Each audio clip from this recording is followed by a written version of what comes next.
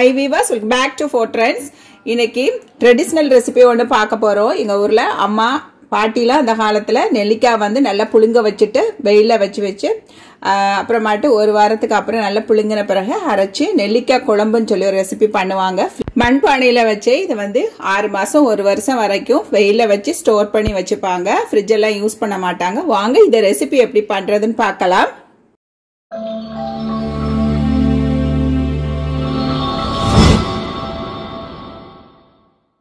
காட்டு நெல்லிக்காய்னு சொல்லுவாங்க இல்லையா, இதை வந்து நான் புழுங்க வைக்காமலேயே உடனே அரைச்சிருக்கேன் ஃப்ரெஷ்ஷாக வாங்கி. இதையும் வந்து நான் 2 வீக்ஸ் வரைக்கும் ஸ்டோர் பண்ணி வச்சுப்பேன்.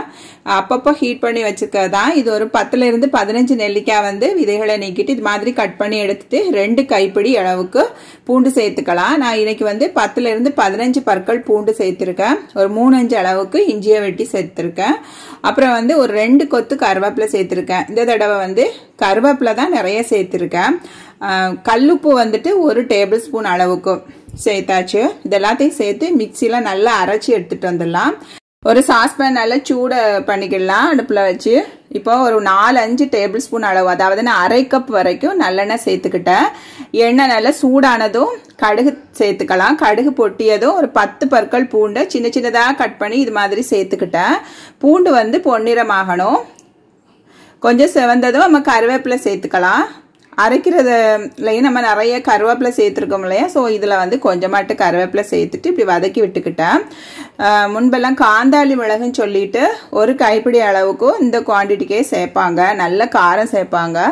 உப்பும் காரமும் சுள்ளுன்னு சேர்த்தாதான் நீண்ட நாள் கெடாம இருக்கும், ஃபங்கஸ் வராம இருக்கு. அந்த பூசணை வந்தாலுமே அதை ஒரு ஸ்பூனால எடுத்து ரிமூவ் பண்ணிட்டு அப்புறமாட்டு இந்த துவையலை வந்து யூஸ் பண்ணுவோம். இதை வந்து நெல்லிக்காய் குழம்பு அப்படின்னு சொல்லுவோம், நெல்லிக்காய் துவையல்னு சொல்லலாம். தாளிச்சிட்டு கருவேப்பிலையும் சேர்த்துட்டு கொஞ்சமாட்ட 1/2 டீஸ்பூன் அளவுக்கு காய பவுடர் சேர்த்துக்கிட்டேன். முழு காயம் இருந்தா கூட சூடு பண்ணி ஆற வச்சுட்டு மிக்சியில பவுடர் ஆக்கி சேர்த்துக்கலாம். இப்ப வந்து ஒரு 2-3 நிமிஷம் நல்லா தாளிச்ச எண்ணெயிலேயே போட்டு வதக்கிட்டு அதை எடுத்து வச்சுட்டேன். சாதத்து கூட இது நல்லாவே இருக்கும். சம்பாரிசி சோறு கூடயும் நல்லா இருந்துச்சு. கஞ்சி அப்புறமாட்டு நம்ம எதுக்குமே சைடிஷா எடுத்துக்கலாம். ஒரு ரசமும் சோறும் இருந்தாலே இந்த நெல்லிக்காய் துவையல் கூட செமையா இருக்கும். கண்டிப்பா ட்ரை பண்ணி பாருங்க. நல்ல சத்தான ரெசிபியும் கூட. பதிவு உங்களுக்கு ரொம்ப யூஸ்ஃபுல்லா இருக்கும்னு நினைக்கிறேன். வீடியோ பிடிச்சிருந்தா ஒரு லைக் போட்டுருங்க. இது வரைக்கும் நம்ம சேனல் சப்ஸ்கிரைப் பண்ணலைன்னா சப்ஸ்கிரைப் பண்ணிருங்க.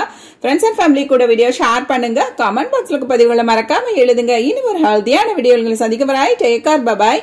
ஆரோக்கியமான இயற்கையான உணவுகள் சாப்பிட்டு வயிறையும் உயிரையும் காப்போம். Thank you for watching.